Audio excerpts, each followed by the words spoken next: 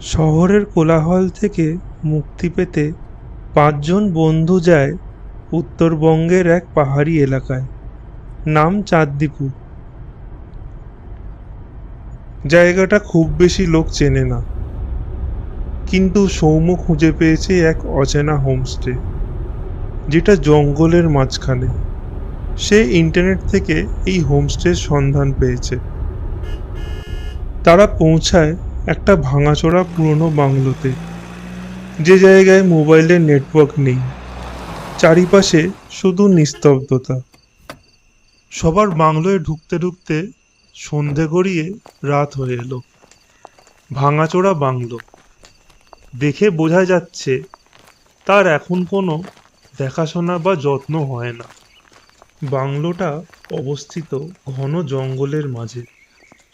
স্যাঁতস্যাঁতে আবহাওয়া, শোনা যাচ্ছে বিভিন্ন পাখির ডাক, আর তারই মাঝে ভেসে আসছে ঝিঝি পোকার ডাক। বাংলোর চারপাশে আগাছা ভরে আছে। তারা সবাই ঢুকলো ভেতরে। ভেতরে ঢুকে দেখে দেওয়ালে অজস্র চিত্র।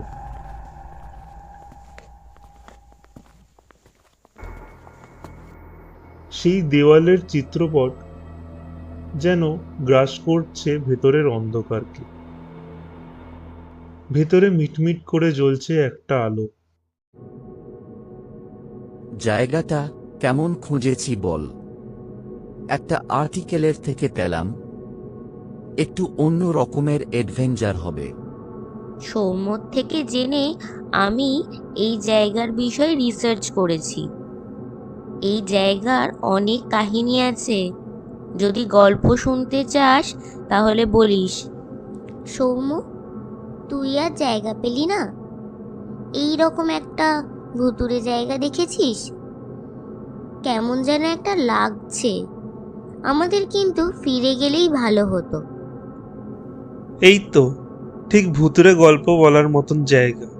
ঠিক আছে, আজ রাতে তাহলে ভূতের গল্পই হবে।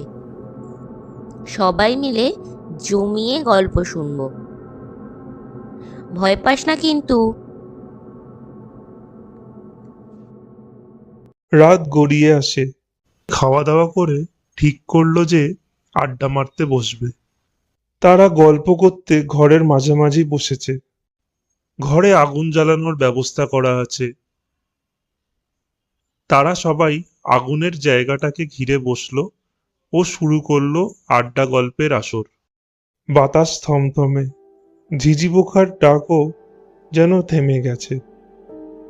তিথি শুরু করে তার গল্প।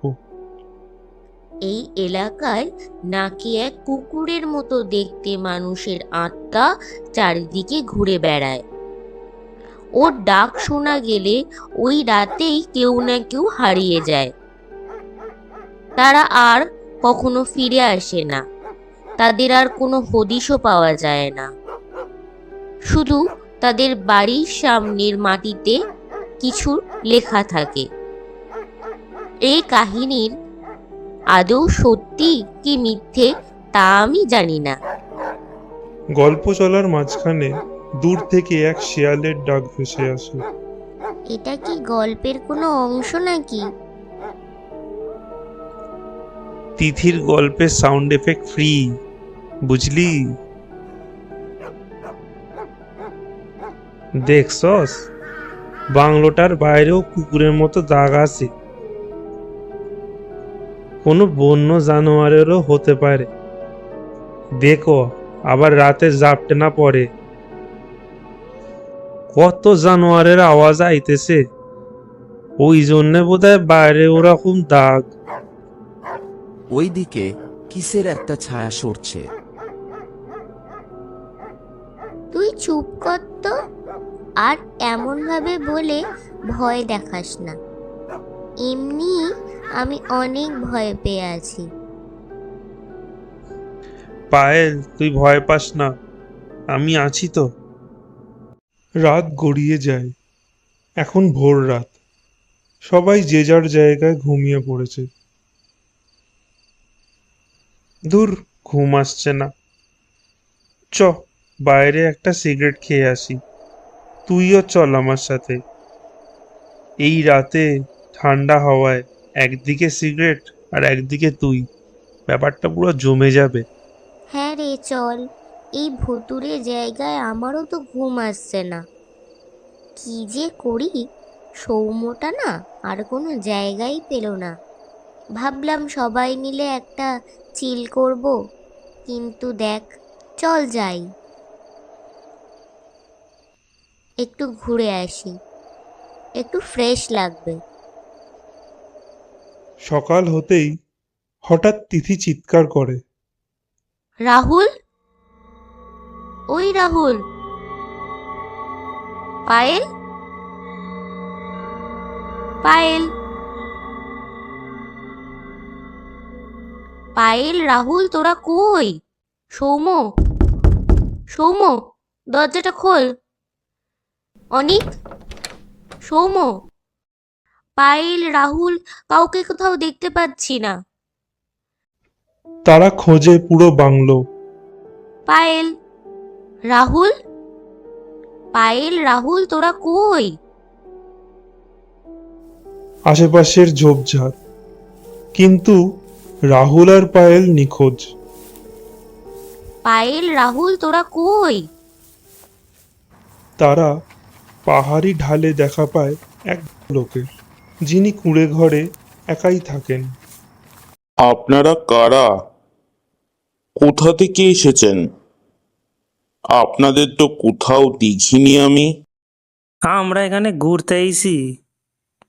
আমরা কাল থেকে এসি, এই বাংলোতে রয়েছি। আপনি কি আমাদের দুই বন্ধুরে দেখছেন? ওরা এখন নিখোঁজ। আমরা ওদেরই খুঁজতে বেরিয়েছি। আপনারা যে বাংলোতে ছিলেন সেখানে কেউ থাকে না। ওটা অনেক পুরনো, ওই জায়গাও অভিশপ্ত। বাংলোটা ছিল এক তান্ত্রিকের পুরনো সাধনা স্থল। তান্ত্রিক তার আত্মাকে কুকুরের রূপে রূপান্তরিত করে নিরীহ মানুষদের বলি দিত।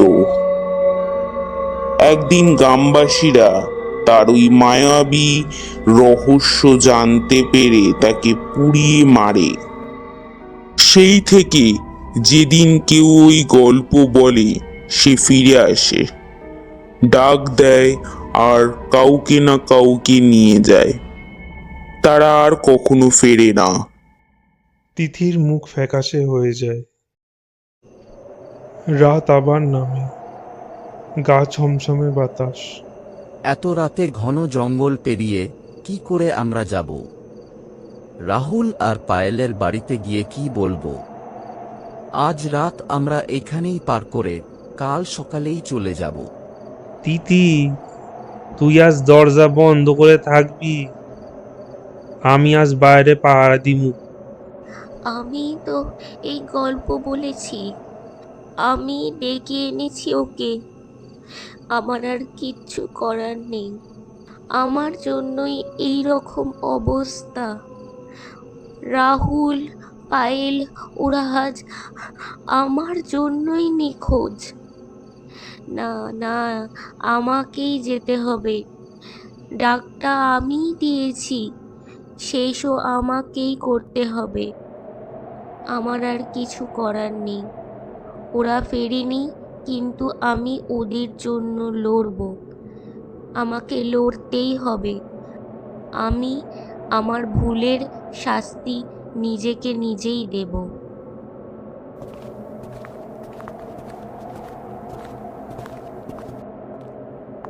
রাত তখন 1:55।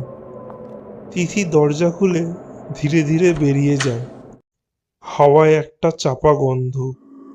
দূরে এক ছায়ামূর্তি হাঁটছে, দেহ নিচু, 4টে পা, চোখগুলো যেন লাল জ্বলজ্বল করছে। তুই যা চাস সেটা শুধু আমি, আমার বন্ধুরা নয়। তুই আমায় নিয়ে যা, আর কারোর কাছে যেন ওই ডাক না পৌঁছায়।